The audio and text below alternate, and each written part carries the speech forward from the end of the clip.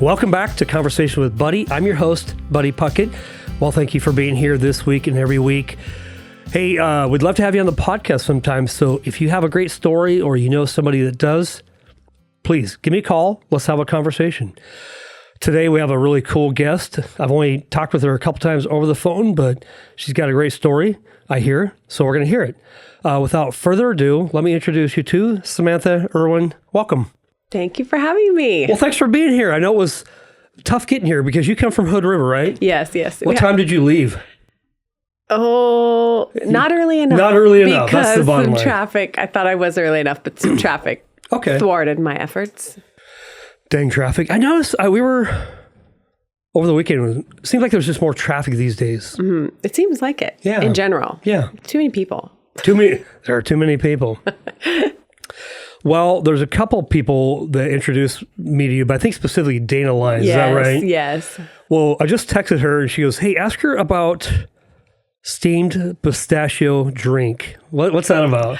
Oh my gosh, that's so funny. So when we first started, yeah, this is for you, Dana. When Buddy and I first sat down here, and one of the test questions from Camden, apparently the person who's the magic with all the tech, he asked, what did we have for breakfast? And Buddy said he had coffee and something else. I don't remember. I think he went out to breakfast with someone. Yeah, that's right. And I said to Buddy, I'm like, oh, okay, I'm like this. I don't drink coffee.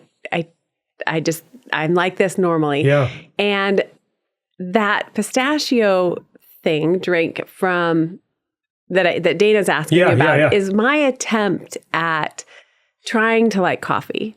I can do a mocha if it's not too sweet, but if I don't taste the coffee. Yeah. So people say, why don't you just get a mocha without the coffee in it? And I said, that's hot chocolate. And I feel like I'm 9. That's how, exactly. That's exactly right. Yeah. So I think where this is coming from is my attempt to try to find something at a coffee shop because I love the coffee shop vibe. And my husband is a freak about coffee. And it's I think the one she's talking about is a pistachio milk steam drink. Yeah. I think. Yeah. Yeah. Pistachio milk it's really yummy. Okay. So that was your attempt of wanting to be a coffee drinker, but you're not. I think that's her story. We'll have to ask her. It's funny, coffee. I like the conversations over coffee. I can't necessarily say I actually love coffee. I love the smell of coffee, but I actually like the conversation. So I drink coffee. It just feels normal.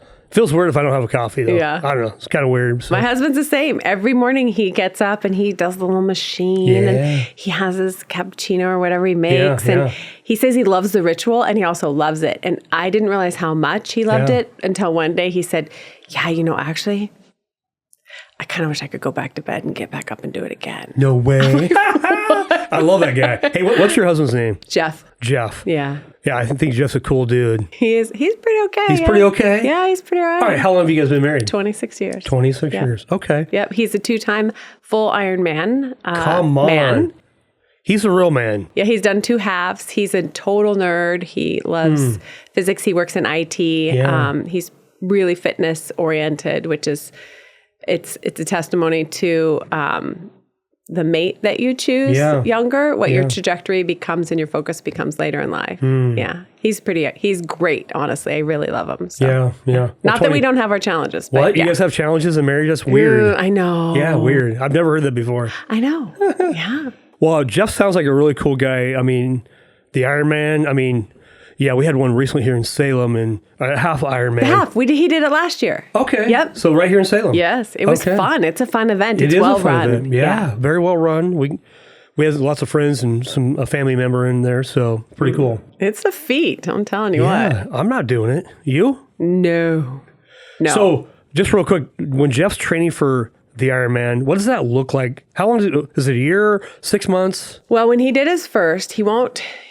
It's a we thing. Yeah. And he'll say this too. We are not doing another one until he's retired because it's so much work. When he was training for the full, which was I think in July-ish, he started November with the training, with the regimented training plan. Yeah. And it ramps up, through spring. And what it looks like is So he's got a regular job. So he works, maybe has to be at work at 8. Okay. So he's up at 5 o'clock. He's at the gym at 5:30, and he's either doing, he's doing a section of training. Yeah. Comes home, has breakfast, goes to work, runs or something at lunch, comes home, works out, has dinner, PT, and goes to bed.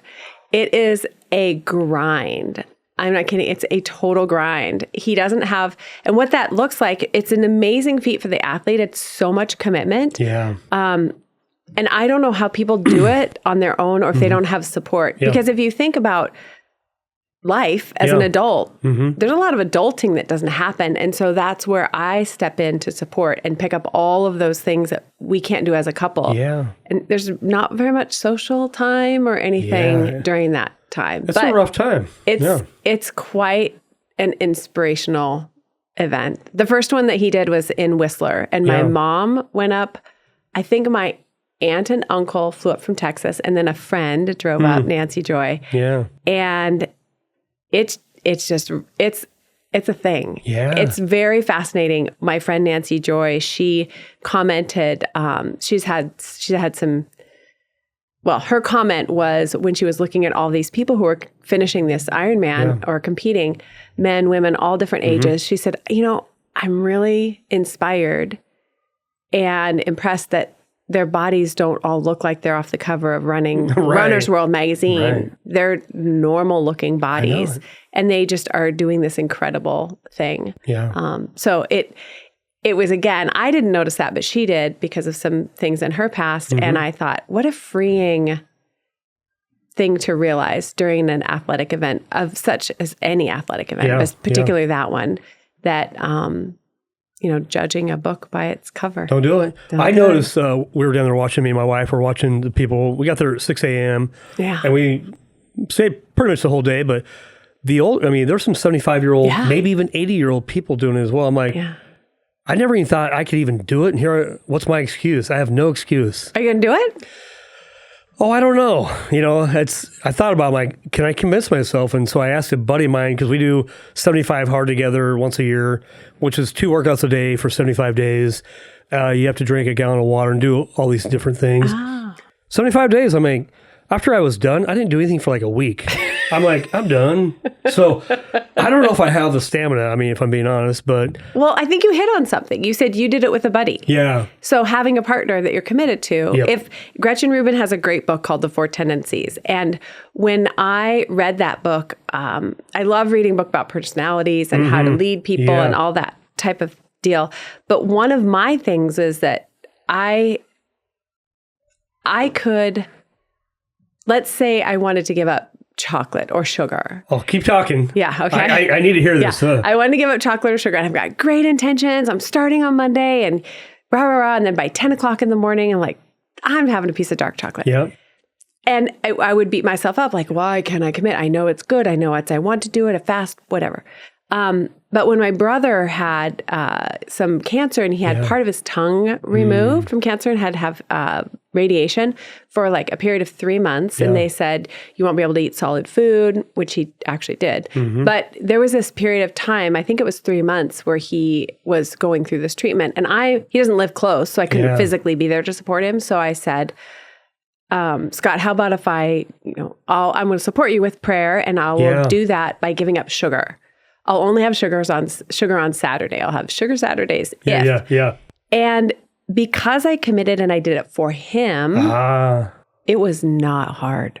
I mean, I'm not exaggerating. It was not hard. I would look at labels. If there was anything that said OS on it, I was out. Can do it. Yeah. Fructose, whatever. But for me to do it for myself, I blow it up. So I think that might be your key. Maybe you are an obliger like I am in Gretchen Rubin's book. Yeah. Where if I tie my goal to someone else, I will not let them down. I like that. And I know there's truth behind that, but sometimes I don't remember, because Monday I'm going to stop eating chocolate, no sugar. By 10 o'clock, like you said, I've already eaten whatever I've eaten. I'm like, yeah, screw it, tomorrow, whatever. It's a new day. New day. Well, hey, this is great. I love to hear about your husband's Ironman journey. Let's talk about you. All right. I want to hear a little bit. Where did you grow up? What was your parents like that made you who you are, right? You're specific. You are, You're you, right? And that's good. There's no one else like you. What makes you you? So talk to us about those early days and what that looked like. Oh, you're messing with my memory. I'm not the keeper of memories in our family, so I'll do my best. So I grew up actually in Hood River. I was born there and raised. Okay. And had a kind of feral childhood, which was great, where it was a small town, about 5,000 people at the time. So you just had to be back home by the time the dinner bell rang or the streetlights came on. I love it. It was pretty awesome. Yeah. Actually, interesting side note, Jeff was born and raised in Hood River as well. Okay. 2 blocks from us. No way. We grew up 2 blocks from one another. Yeah. And he knew my brother is 6 years older than I am, and Jeff, oh gosh, he's either 5 or 6 years older than me. Yeah. Whatever. Something like that. But he and my brother knew each other and hung out, but I have absolutely no recollection of him. Neither does he me. So this is kind of a weird side note. We both ended up leaving and living elsewhere and eventually worked our way back to Hood River. And that's where we met. So I grew up there as a small town. I got into swim team. I don't remember how old I was, but that was where I found that I could excel because it was age group swimming. Yeah. I was put into first grade. At the time, I was pretty young for the grade that I was in. I was on the younger end of my classmates. Okay. And my mom told me later that she'd always tell, academically, I was just kind of, middle of the road, labeled a space cadet a little bit in a casual, loving sort of way. But I know now that is not, that those things matter. Those words that we label children when they're young, they matter. And it's something I've had to, wrestle with as an adult and get past. But she said that she couldn't, I was okay student, knowing what I know now, I was developmentally not quite there, but I did fine. I did fine in school, but I didn't excel in sports. She said, I could really tell you a year behind in sports. So when I got into age group swimming, it was, that was off the table. And that's where I really kind of excelled. And so what we'd have to do is it was an outdoor pool in the summer. There was sometimes no heat in the pool. It was sometimes raining. We had to get up, my sister and I, we'd get up and get on our bikes and ride the 9 blocks to the pool to get in the water by 6 a.m. 6 a.m. Yes, sir. Yep. Rain, shine. All everyday week. So 6 a.m. to 8, we'd swim, we'd ride our bike home, have breakfast, come back and teach swim lessons from I think 10:30 to 12:30, something like that. During periods of time, then we'd go do private lessons for somebody else somewhere. Then we'd come home and then we'd ride back to the pool and swim, practice from 4:30 to 6. So literally in the water all the time in the summer. Yeah. And then every single weekend we would go on swim team camp trips, to Pendleton, to Hermiston, to John Day, to the Dalles. So didn't have a lot of time to get in trouble. Yeah. Even as a feral child. Yeah, it kept me pretty busy. Yeah. It taught me discipline. And and then I swam at university, or at Oregon State University. Go Beavs, huh? Yeah. Really? You swam in college? Yeah. That's pretty high level. Yeah.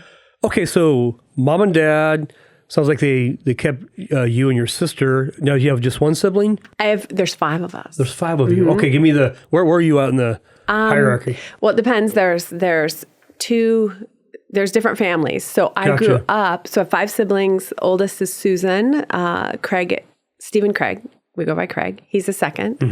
That was from my dad's marriage with a woman named Opal. And then my mother had Scott. Yeah. And then my parents got together. I think this was in Nebraska. And then they had me, Samantha. And then in the hospital, the nurse, I think, the story goes that in the hospital, the nurse said, well, what S name are you naming this child? And they were perplexed. I said, what do you mean? And they hadn't realized by accident that all these kids' names started with S, just on accident. So my younger sister, Stacy, got her name. And so I grew up just with my brother, Scott, myself, and then my sister, Stacy. So Scott's 6 years older than I am. Then myself and my sister's 21 months younger. Gotcha. Interesting. 3 S's. 3 S's. Okay. 5 altogether. 5 altogether. Okay. Yeah. Okay. Yeah. And another interesting anecdote, my dad was quite a bit older than my mom, so I can sing the Lawrence Welk theme song. Oh, I bet, yeah. I have an affinity and appreciation for big band music, hard work, all that kind of. Gotta love that. He was literally a hobo that came over. He called himself a hobo coming over on the train from Nebraska. That's funny. So that's in a book that I have coming out pretty soon. You got a book coming out? I do. Well, you're multi-talented. You're a teacher. I was. Are you a coach? You're a coach? No. And I thought I was going to swimming. Not a coach. Yeah. Business. You coach people in business or whatever. Yes. And what else do you do? So I taught middle school first. That was my first career. I loved it. And then, but I had my hand in business the whole time. Yeah. And then I bought a boutique hotel that was empty for 65 years. Okay. And did a lot of stripping woodwork there and got that open and on the map for 10 years. And then when I sold that, it was like, okay, Lord, what's the next chapter? Because the hotel was definitely an open door. And I felt very much that it was like divine. That was the thing to do. Gotcha. Because I had a literal moment where I threw a Hail Mary prayer up in the air. And I was like, this is it, open the door. So that's a fascinating story. So Hail Mary prayer. So let's do this real quick. So now I do coaching and consulting. My 2 wheelhouses, to answer your question, is 2 passions that I have are curating the customer experience. Okay. Because people are really important. Yeah. And then also supporting and training front-facing customer service staff. Wow. To deliver consistently excellent experiences. Because they have a lot of power and influence, and they are undertrained, underappreciated, and undervalued. Yeah. Hands down. And so training them and then supporting leaders, particularly women leaders, to how to do that, how to support them, how to consistently deliver on consistently excellent experiences that's all part of the customer experience, the customer journey. And that's how we can change communities. That's the vision I have now. I love it. Okay. So let's say, so you got out of high school, you went to Oregon State. I went to Western first. Went to Western? Western Oregon what year State were you College. WASC? I was at WASC. Yes. What year were you there? Oh, let's see. I graduated 87, so 88, 89. I was there. You weren't. Yeah, I graduated from 80. I graduated 86 from a small town in Central Oregon and went to Western. No way. Well, I went to SWAC. You ever heard of Southwestern Oregon Community College in Coos Bay? Yeah. So I went there 1 year, met my wife. We dated through college, but we went to Western from 87 to 91. Oh my gosh, we were there at the same time. Yeah. Did you swim? I wrestled. I was a wrestler. Oh, okay. So, okay. No. That's a discipline. Well, yeah. I did it for a couple years. It was a lot. It's hard. Yeah. Yeah. So after, Western Oregon State, you talk about that a little bit, and then how'd you meet this guy, Jeff? Jeff, I started teaching, and we didn't meet again until maybe I was mid-20s, I would say, late. So you had left Hood River, just went to college, but you weren't far from home. I went overseas for a little while. Oh. And then came back. Yeah. I did some traveling, and then my aunt and uncle, they taught through the Dodd system, and they were in Germany. And I thought, I could just get a job and teach German. Yeah. Or not German, teach in Germany. Yeah. And I'm sorry, Grandpa Brennemeyer,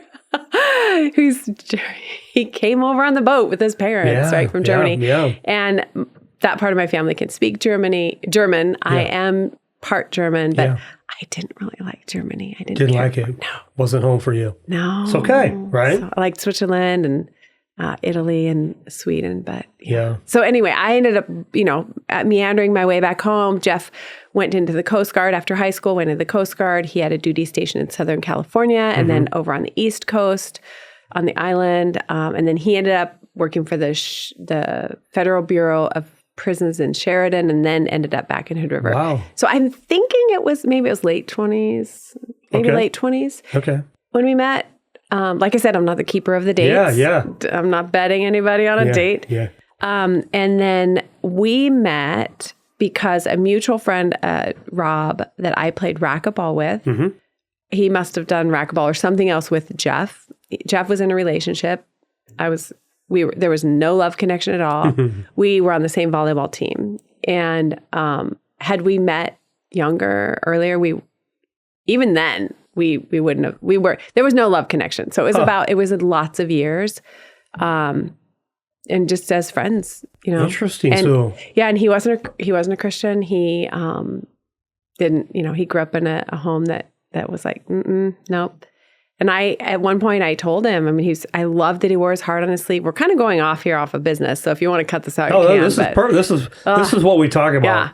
He, the thing I liked about him very much was that he was very upfront and honest. Yeah. Because after he was out of this relationship, he realized, oh gosh, I need to be more transparent or whatever it was. Yeah. So he would say things to me that were to me, like, whoa, okay, yeah, I don't have to guess. This is refreshing. Yeah. You're telling me how you feel. And I could be very transparent back. And I was like, And during that time when we started to see each other, hung out, so many backgrounds that are the same. Our families both are big card players and a lot of similarities there. But I told him at one point, I said, I didn't date a lot, but I've had some relationships and they haven't worked out. And I think my theory is there's like a physical friendship, a spiritual and a friendship, like physical, friend, and spirit. Yeah. That seem to be the three parts of relationship. Yeah. And the dating that I've done so far, I haven't had that. One part's been missing. And the last one the person I dated, there was no spiritual component. Right. And so I told Jeff, I was like, but you do you. So, and I was really honest. So he started asking questions and getting some mentoring with a gentleman named Don. And he ended up having one of those moments that people who are Christians their whole life wish they had. Yeah. And it was funny. My family was ready to marry me off to him a long time before I was. My dad was like, what's going on? Come on. He's good looking. Oh, yeah. He's whatever. He was just great. He fit right in. And I remember praying, thinking, why can't I see myself growing old with this guy? What's the deal? What is it? I had even in college made a list, right? Yeah, like we do. This is what we want. Yeah. I'm like, he's just not super tall, but what's the deal? Yeah. And I remember where exactly I was standing in my house when when it happened. He was hanging some string lights up on this window. I had an A-frame up just outside of Hood River. It was an A-frame kind of shaped house that I had bought, and he was doing Christmas lights on this front window. And I was like back then. It's like imagine a big room. Like there's the front living room, and it goes right into where the wood stove is. And then there's the kitchen right behind me. And I was standing there doing something. I probably did something in the wood stove or whatever. And we had in the past numbers of months had conversations about the future, marriage and such. Yeah. And he said, I would take one step forward and two steps back. And my grandfather had a stroke that I think was that August. He was the one that got off work and drove me down there. And that's when we had these conversations. But I would just recoil, apparently, according to him. That's what I would do.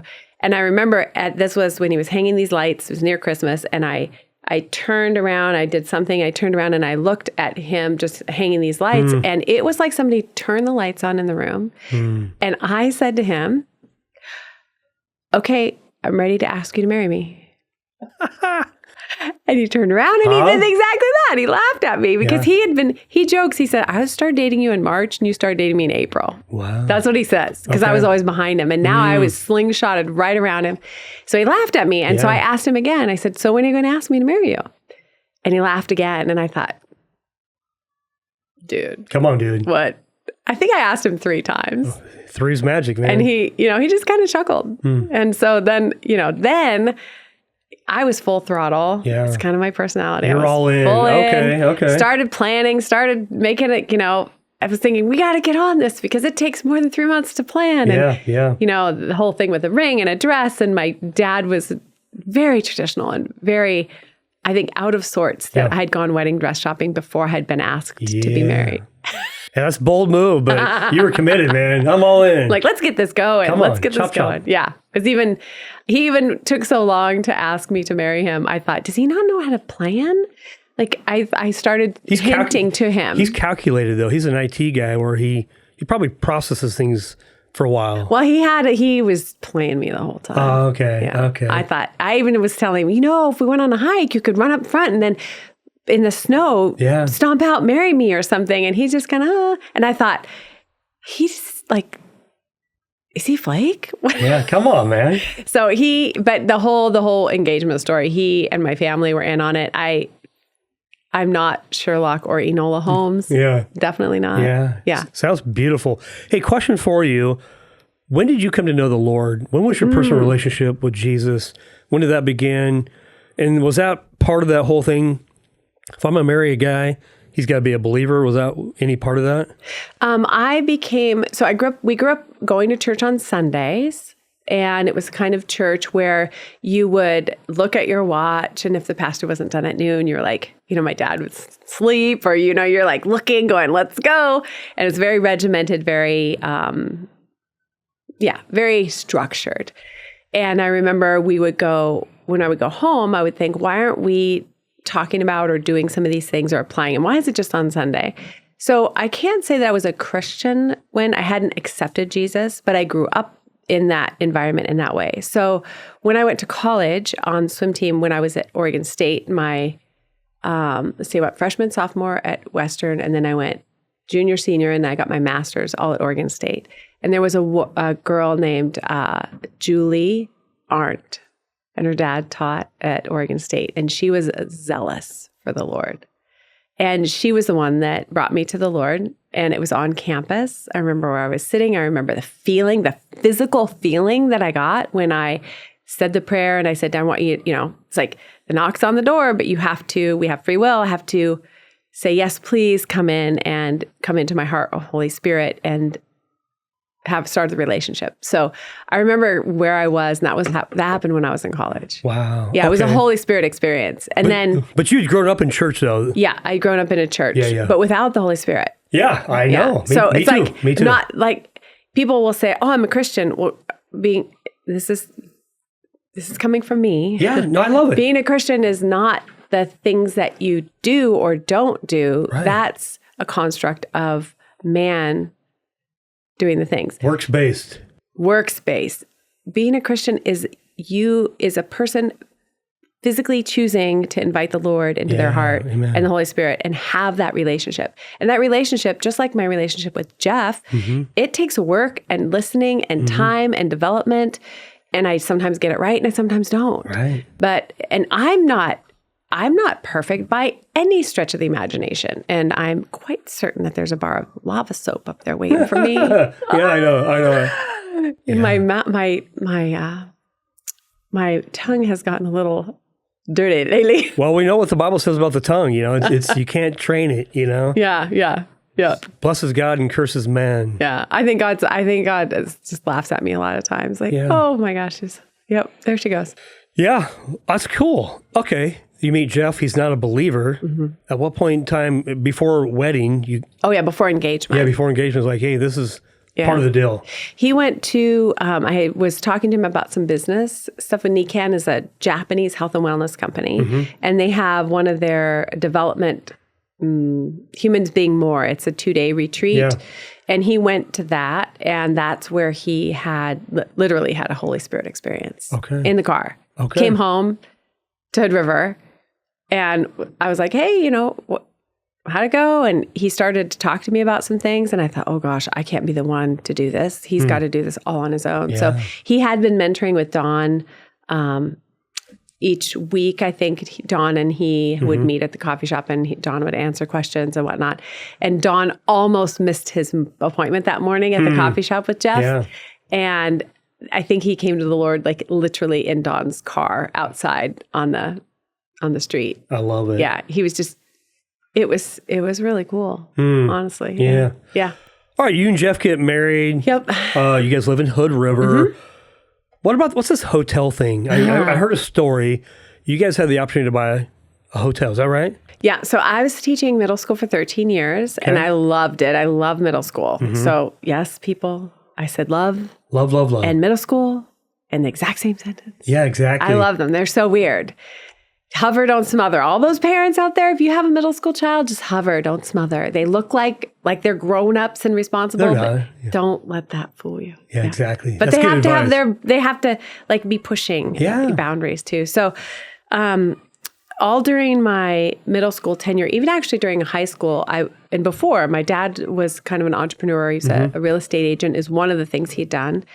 And I was always interested in business, but the business classes that I took in high school and in college as well, they were very heavily focused on finance. Okay. Like read the Wall Street Journal, look at this finance and big corporate, yada, yada. And math, I'm not a mental math person. I can do math if I see it. Yeah. That's just a learning style that I learned in college is not, everybody learns differently. So when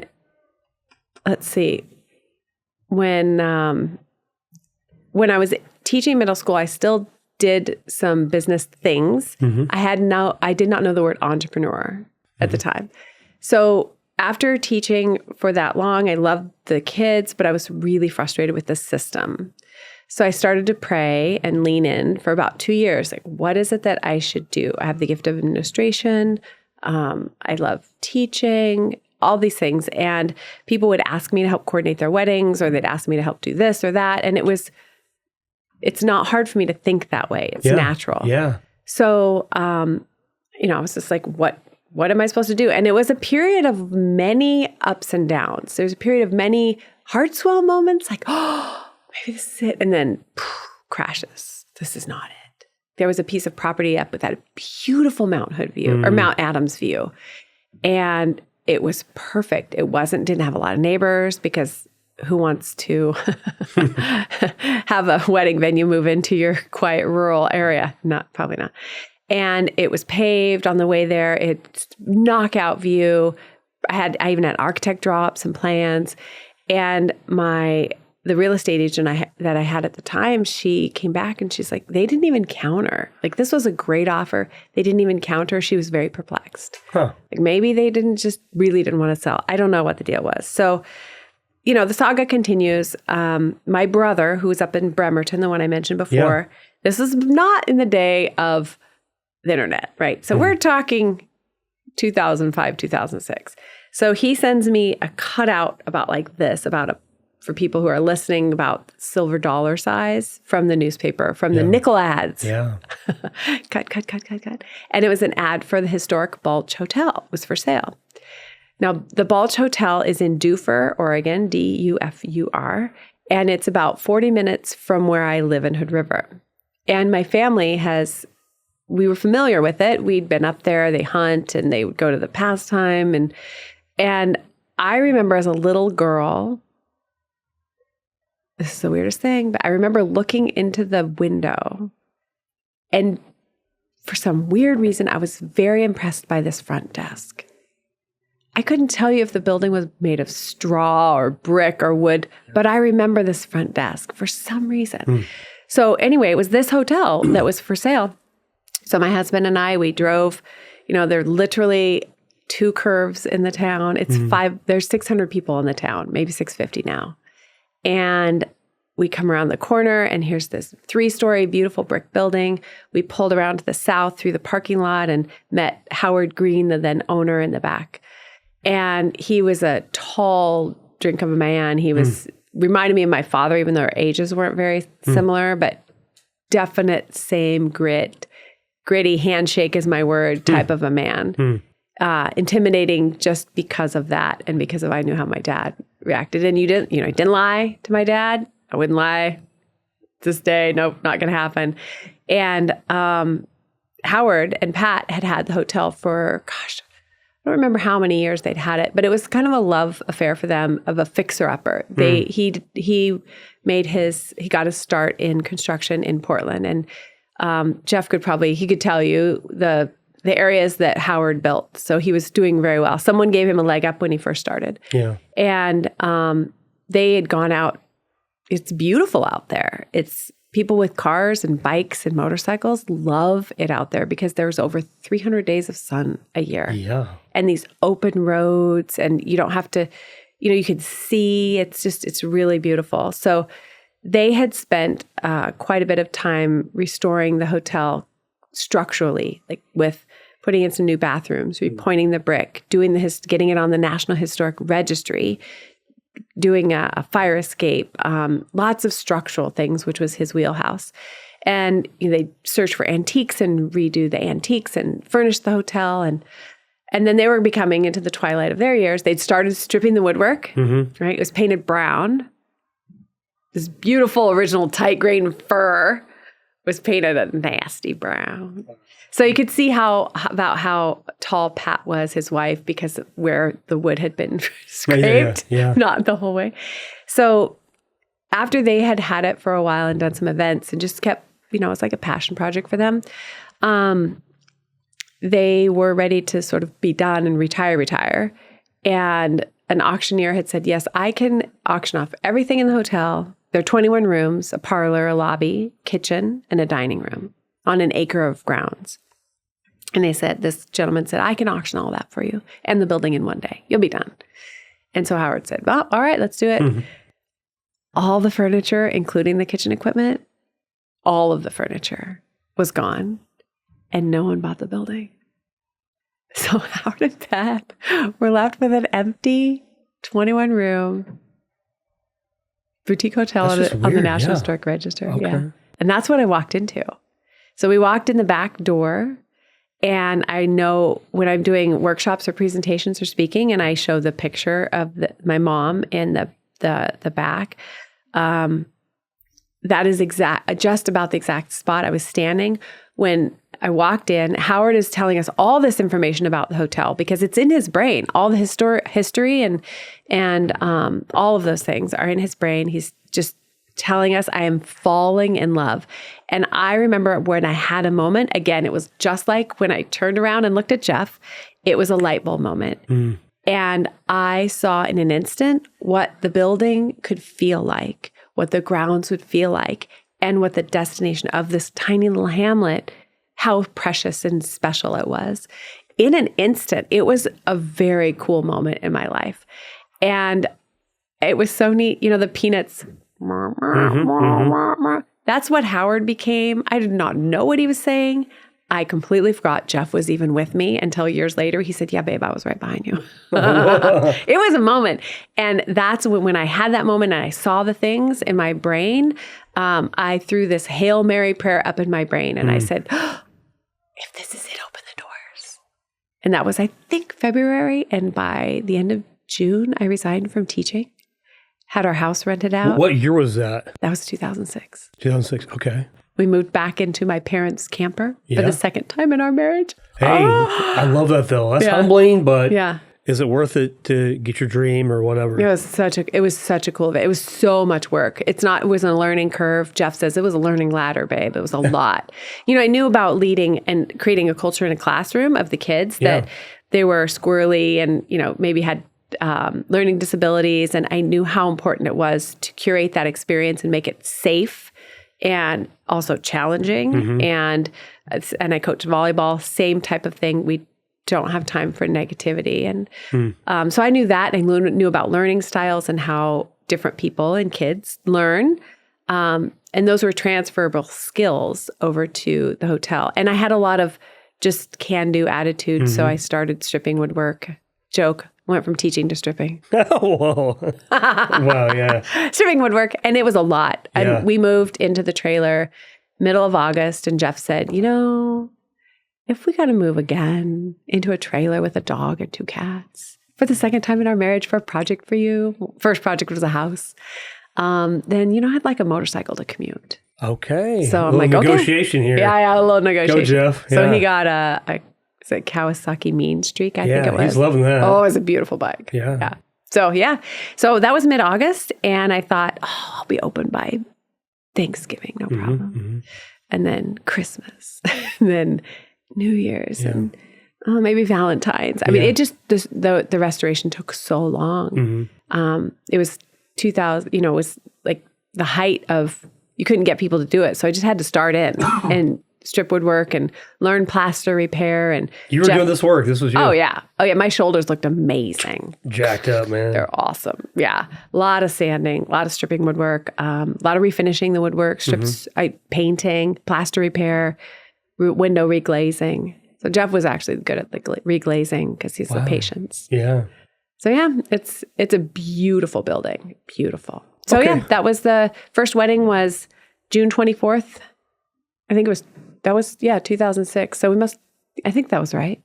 No, here I am, keeper of the dates. Well, you bought it in 2006, so that would be 2007? Must have been. Yeah, it was in 2007. Okay, yep. Just right before the crash was coming. Exactly, right before the crash was coming. Yeah.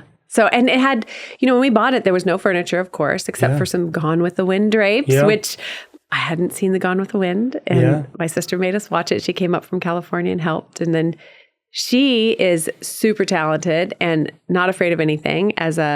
She worked for the Forest Service at first. And then I think she must have been out of college. And her Toyota Tercel needed a transmission. So she just dropped it. Okay. Read the instructions. Yeah. Like, oh my God. Okay. That's not me. I'm like, let me ask and get there different. Yeah. So a lot of people came in and helped with just their skills and their. Did you live in Dufur? Did you live on site? Yeah. So I thought we would live in the camper for, obviously I was wrong. We lived in the camper until the spring when my parents said, we're going on a Good Sam trip, so we need our camper. So we moved into a room in the hotel from a whole house into a bedroom. Okay. And these rooms had like a queen bed. They had a dresser. And we chose one that had a private bath. Okay. But that was it. So imagine, what are you going to do with all your stuff? So we had a bunch of our stuff in the basement. So we moved into the hotel. And then the people that had rented our home was a friend of ours, a friend of mine from tennis. And she was a teacher. They were building a home. And their year of building became 2 years. So she said, can we please, keep renting? And I said, perfect. Because we're not even open. We got to get this money going the other way. Yeah. There was no TV, no furniture, pets, kids. When we bought it, hadn't been open consistently for 65 years. So there was no. So it was vacant for 65 years? No, they did a lot of restoration and then they had different events. But Howard told me the story that even if someone had booked before and they came, if they didn't call in advance, they couldn't stay. Okay. I thought, well, that's weird. So they were running it as, it's kind of a hobby and here and there. That's my understanding. That's my understanding. And they were wonderful people. But there was no employees. There was no guests that were, I didn't take over a running place. There were not any SOPs or training manuals or not even a job description. Wow. So you had to learn all that. Yeah. Okay. How long did you guys own it for? About a decade. Yeah. Okay. So 2006 to 2016. Yeah. About 15, 16, somewhere in there. Yeah.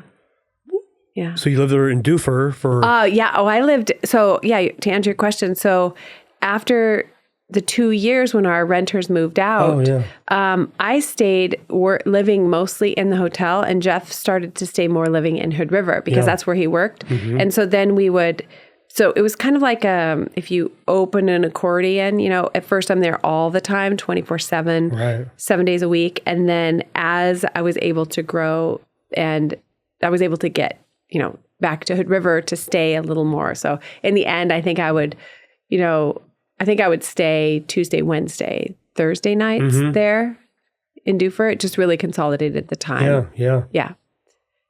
It's quite an experience. Yeah, it was. I met so many amazing people that I would never have met otherwise. Never. That's one of the things that I teach and that I'm so passionate about. With a little bit of curiosity. We talked about don't read a book by its cover. Right. Oh my gosh, I learned that lesson again and again. Yeah. A little bit of curiosity. I think that's a great word, by the way. I think we need to be more curious because we tend to be more judgmental. Oh, yeah. Right? Yeah. So, all right. So your journey since 2016 to now 2026, that decade, this decade, what's this look like for you? A lot of growth in different areas.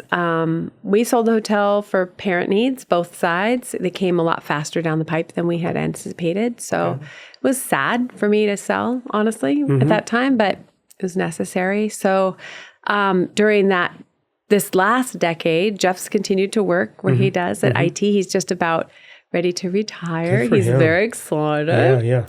And I got asked by Katrina McAlexander, who owns Mountain View Orchard. Yeah. She said, hey, can you help me? I saw what you did with the wedding space at the hotel. Can you help me? I'd like to start something like that. Yeah. So she was the first person that actually, I did, just like I didn't know what entrepreneur, I didn't know what that word was way back in the day.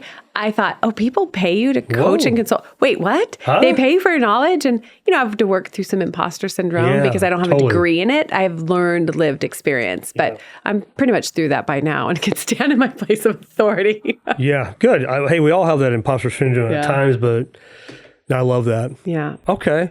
So I started to do some consulting and figure out what is it that I specialize in. And now it's mostly women leaders. They're people-centered leaders. And those two things I talked about, the curating the experience and training staff, those are my absolute passions. I could talk about them all day. So you say you're more of a consultant than a coach.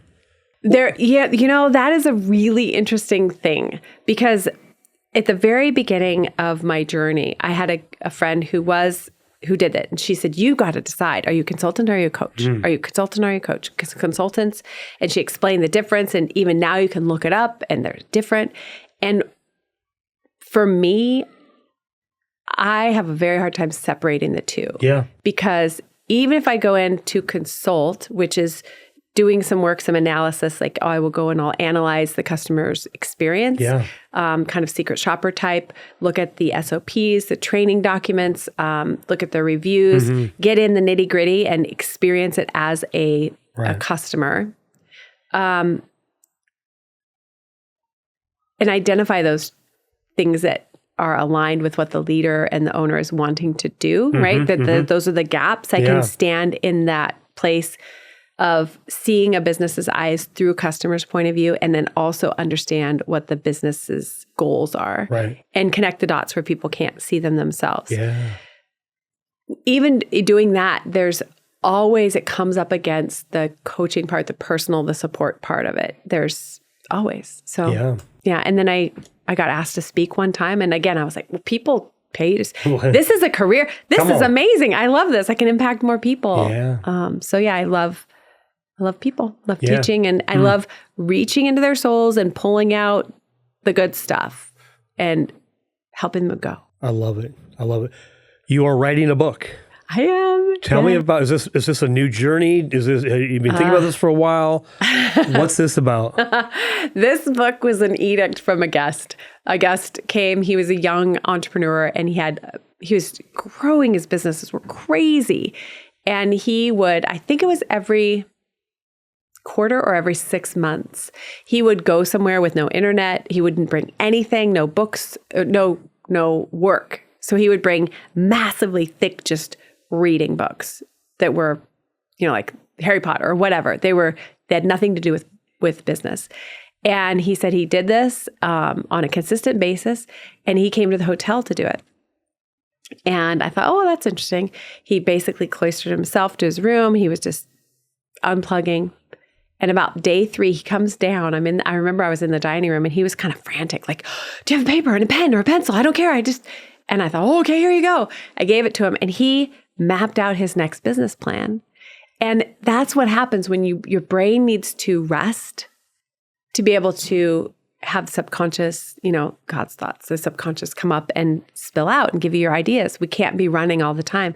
And he was the one, I wrote this in my book. I said, I think I wrote this in the book. I said, if you remember who you are, tell me, because I don't remember his name, but he told me at that time, because he experienced our hospitality, and he said, you need to write a book on this, and your title is The Warm Cookie Effect. And it stuck with me.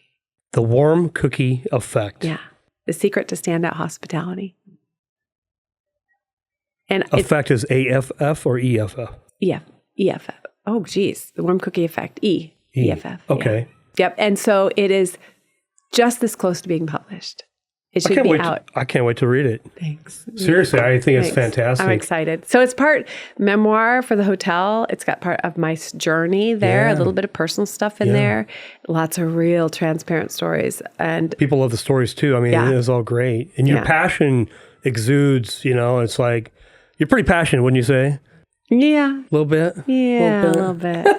I am a little bit. Yeah. No, you are. I can feel your energy. It's definitely good. So, all right. So this comes out when? Oh, God. Good question. Tell me the date. This is depending on the publishing company. I've got one more round. They've got to get back to me just with tiny little edits. And then a month, a year. They actually know they had said September 9th, but I said, no, we're going to be gone on vacation. So we're going to see my brother and his wife. So after that, it should come out. So I'm guessing just after that in middle of September. Okay. Yeah. So it's hire for heart, train for skill, retain with intention. That's deep. Okay, I'm going to write that one down because I'm going to go back and listen to it. Where do you want to leave? Our audience was listening to you. You unpacked a lot of stuff. What are some last little nuggets that you want to leave with our audience? Because I think you have a wealth of knowledge. We're just hearing the tip of it, but anything else you want to leave? And then lastly, we want to hear, how would somebody connect with you to hire you? Oh, sure. To have coffee with you or whatever. Have a hot chocolate with me. Have hot cocoa. Or a pistachio thing. Yeah. I have recently found that matcha is pretty delicious. Okay, so matcha. Okay. Yeah, and then someone said, matcha has caffeine. And I went, okay, that's why I was so excited about the day. Yeah. So I suppose words that I would gift to people, take the next step. In whatever it is, if it's you doing a half Ironman, just take the next step. You don't have to eat the elephant. Yeah. How often we try to eat the elephant in one bite? I do every day. I try to you get so frustrated. Just take the one step. Take the next step. That's really good advice. That's like a mic drop. Thanks. Take the next step. I got that from a girlfriend. We had, before COVID, we aren't doing it now because during COVID, we developed a potato chip habit. Okay, yeah. But before COVID, I was inspired by a woman I saw that the amount of garbage she produced in a year fit in the palm of her hand. And I thought, what? No. I'm not making my own soap and everything. Yeah. But what I did is I started taking the next step because I thought, plastics is a huge problem. We're eating them now. It's causing problems. And so I became like this, okay, let's see how I can reduce. It's reduce, reuse, recycle. Yeah. Recycle is the third one. We're supposed to reduce first, reuse second, recycle third. So we both started to figure out how can we reduce our garbage. And we ended up reducing it to such, we had compost and we have a great recycle program. We reduced our garbage, Jeff and I, to 2 cans to the curb for a year. I know. A year? For the whole year. Yeah. Okay. For the whole year. Caveat, we're not doing it now because potato chips. Yeah. And other things. But you can recycle those. But that was... we're constantly trying to reduce now as well, right? Things are cyclical. Take the next step, Samantha. Take the next step. But my friend Nancy, who is, they've got 5 kids. She's Christian. She went to Oregon State as well, as did her husband. When I was telling her about this, she really wants to reduce her garbage, but she said, I that's too overwhelming to me. She says, I have 5 kids, and a pet, and I don't even know where to start. And I said, just take the next step, whatever the next easiest step is. And so she's the one that echoed that back to me. And I really am grateful for that because it's kind of a guiding light for whatever it is. Yeah. Well, thank you for being here today. Welcome. Thank you for being here as well. We do appreciate you. Hey, if you would share this podcast with 10 of your friends, would you also hit the subscribe button on YouTube or follow us on Apple Podcast? We want to get these stories out. We want people to hear. We want you to know our guests like Samantha. So again, if you'd like to be on the podcast, my phone number is down in the show notes. Reach out. I'd love to have a coffee with you. I do drink coffee, so I'm joking. But you can have a hot chocolate. Yeah, we'll have a hot chocolate. That's so good. So in order to get a hold of me, it's a little odd website, but it's kaizen.zone. KAIZEN.zone. That's my website. Or on LinkedIn. Okay. Yeah, that's the best way. Kaizen means continual improvement. Yeah. So I'll put those in the show notes as well. So thanks for being here. Appreciate it. See you next week.